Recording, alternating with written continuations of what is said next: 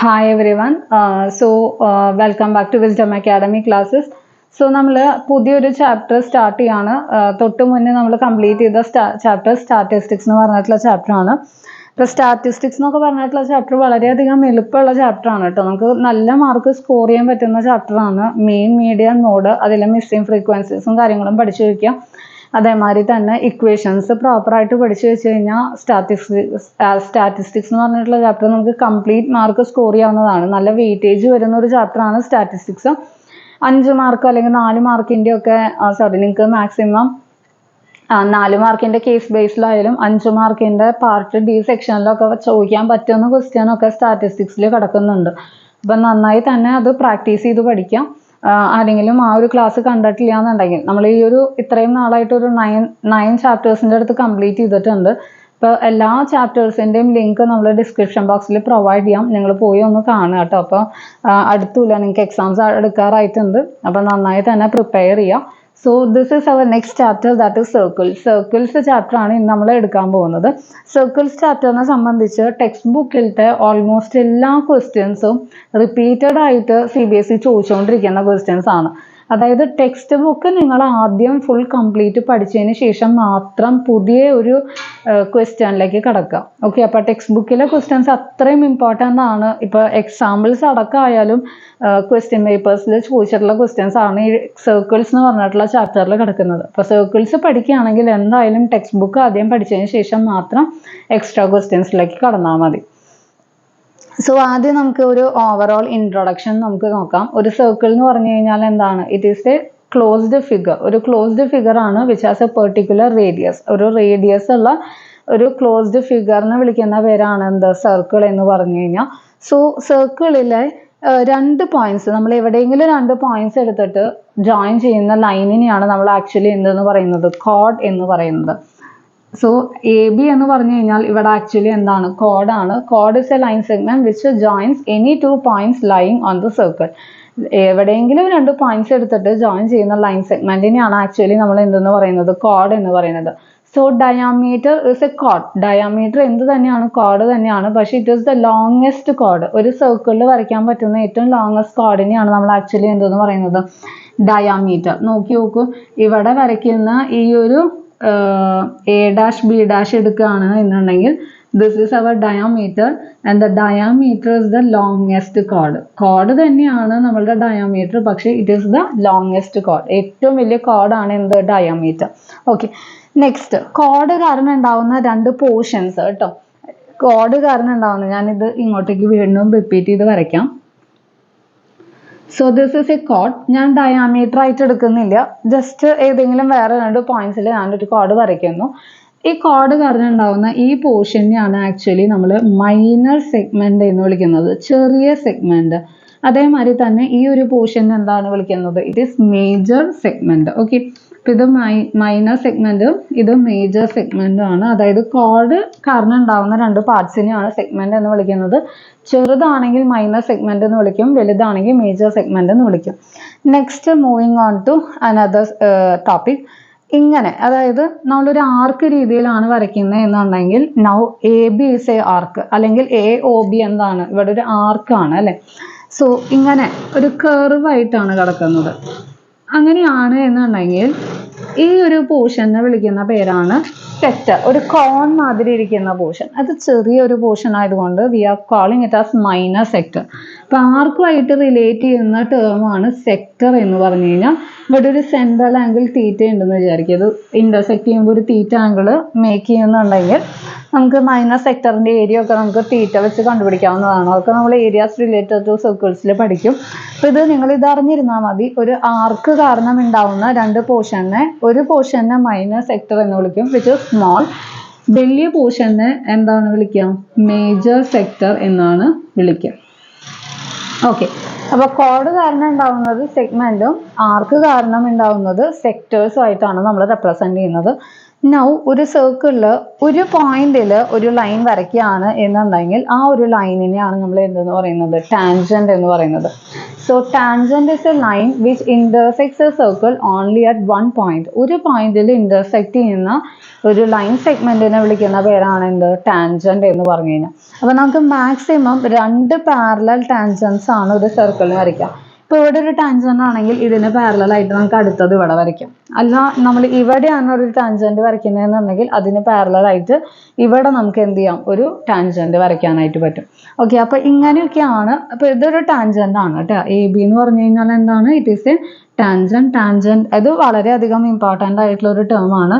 ഇപ്പൊ നമ്മൾ മെയിൻലി പഠിക്കാൻ പോകുന്നത് ഈ ടാൻജൻസിന്റെ കാര്യമാണ് ഈ ഒരു സർക്കിൾസ് ചാപ്റ്ററിൽ മൊത്തമായിട്ട് പഠിക്കുന്നത്. ഓക്കെ, അപ്പൊ ആദ്യം സർക്കിൾസിന്റെ ടേംസ് ആദ്യം അറിഞ്ഞിരിക്കണം. അതിനുശേഷം മാത്രം നിങ്ങൾ എന്ത് ചെയ്യാം? ബാക്കി ഡെപ്തിലേക്ക് പോവും. ഇപ്പൊ സർക്കിൾസ് ചാപ്റ്ററിൽ നമ്മൾക്ക് തിയറംസ് ഉണ്ട്. തിയറംസ് വളരെയധികം ഇമ്പോർട്ടൻ്റ് ആണ്. തിയറം 1ഉം ഇമ്പോർട്ടൻ്റ് ആണ്, തിയറം 2ഉം ഇമ്പോർട്ടൻ്റ് ആണ്. രണ്ടും ക്വസ്റ്റ്യൻ പേപ്പറിൽ ചോദിക്കാറുണ്ട്. തിയറം 1 എന്താണ് പറയുന്നത്? The tangent at any point of a circle is perpendicular to the radius through the point of contact. അതായത് നമ്മൾ ഒരു ടാൻജന്റ് വരയ്ക്കുകയാണ് എന്നുണ്ടെങ്കിൽ, ഓക്കെ, അപ്പൊ ഇതാണ് ജസ്റ്റ് ഒരു ഇൻട്രൊഡക്ഷൻ പാർട്ട്. അതിൽ ടാൻജന്റ് ആണ് നമുക്ക് ഏറ്റവും ഇമ്പോർട്ടൻ്റ് ആയിട്ട് വരുന്നത് കേട്ടോ.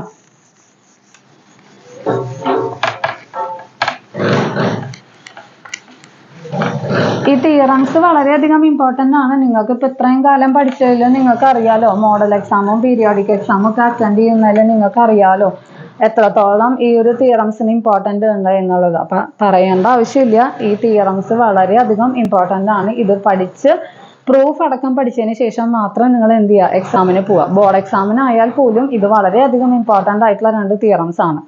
ഇപ്പൊ തിയറം 1 പറയുന്നത് എന്താണ്? The tangent at any point of a circle is perpendicular to the radius. അതായത് നമ്മൾ ഈ ഒരു സർക്കിളിന് നമ്മളൊരു ടാൻജന്റ് വരച്ചു എന്ന് വിചാരിക്കാം. I M drawing A tangent here. ഇതൊരു ടാൻജന്റ് ആണ്. ഓക്കെ, ഈ ഒരു ടാൻജന്റ് ആണ്. I M giving this as A B. ഇപ്പൊ എ ബി ഒരു ടാൻജന്റ് ആണ് എന്നുണ്ടെങ്കിൽ ഇത് സർക്കിളിന്റെ റേഡിയസ് ആയിട്ട് കൂട്ടിമുട്ടുന്ന പോയിന്റ് ഓഫ് കോണ്ടാക്ട് എന്ന് പറഞ്ഞു കഴിഞ്ഞാൽ 90 ഡിഗ്രി ആണ് ഇവിടെ സബ്റ്റെൻഡ് ചെയ്യുന്നത് എന്നാണ് പറയുന്നത്. ഓക്കെ, അതായത് ഈ ഒരു റേഡിയസും ഈ ഒരു ടാൻജന്റും തമ്മിൽ കൂട്ടിമുട്ടുന്ന പോയിന്റ് ഓഫ് കോണ്ടാക്റ്റിൽ 90 ഡിഗ്രി പെർപെൻഡിക്കുലർ ആയിരിക്കും എന്നാണ് നമ്മളോട് പറഞ്ഞിട്ടുള്ളത്. ഇത് നമുക്ക് എന്ത് ചെയ്യണം? പ്രൂവ് ചെയ്യണം. ഇത് വളരെയധികം ഇമ്പോർട്ടൻ്റ് ആയിട്ടുള്ള ഒരു തിയറാണ് കേട്ടോ. അതായത് ടാൻജന്റ് നമുക്കിത് ഡയറക്റ്റ് ചിലപ്പോൾ ചോദിച്ചില്ലെങ്കിൽ പോലും ചോദിക്കാറുണ്ട്. എന്നാൽ പോലും ഇനി ചോദിച്ചിട്ടില്ലെങ്കിൽ പോലും നമുക്ക് നമ്മളുടെ പ്രോബ്ലംസിൽ അപ്ലൈ ചെയ്യാൻ വരുന്ന ഒരു തിയറമാണ് എന്ത്? The tangent to a circle is perpendicular to the radius at the point of contact. Point of കോണ്ടാക്റ്റിൽ റേഡിയസിനോട് പെർപെൻഡിക്കുലർ ആയിരിക്കും എപ്പോഴും ഒരു ടാൻജന്റ് എന്നുള്ളത്. Okay, so this is P. അപ്പൊ ഇത് പി ആംഗിൾ പി 90 ഡിഗ്രി ആണെന്നാണ് നമുക്ക് ഇവിടെ പ്രൂവ് ചെയ്യാനുള്ളത്. ഈ തിയറത്തിന്റെ സ്റ്റേറ്റ്മെന്റ് നിങ്ങൾ ആസ് സച്ച് അങ്ങനെ തന്നെ പഠിച്ചു വെക്കണം കേട്ടോ. ഓക്കെ, അപ്പൊ ആംഗിൾ പി 90 ഡിഗ്രി പ്രൂവ് ചെയ്യാൻ വേണ്ടിയിട്ട് we are considering yet another point Q which is lying outside the circle. Q എന്ന് പറഞ്ഞിട്ടുള്ള പോയിന്റ് നമ്മൾ ഔട്ട്സൈഡ് ദ സർക്കിളിന്റെ ബൗണ്ടറിയിലോ കാര്യങ്ങളിലോ ഒന്നല്ല, എക്സ്റ്റീരിയർ ആയിട്ട് കിടക്കുന്ന ഒരു പോയിന്റ് നമ്മൾ കൺസിഡർ ചെയ്യാണ്. Such that Q is lying on this tangent. AB എന്ന് പറഞ്ഞിട്ടുള്ള ടാൻജന്റിലാണ് നമ്മളുടെ എന്ത് വരുന്നത്? Q എന്ന് വരുന്നത്.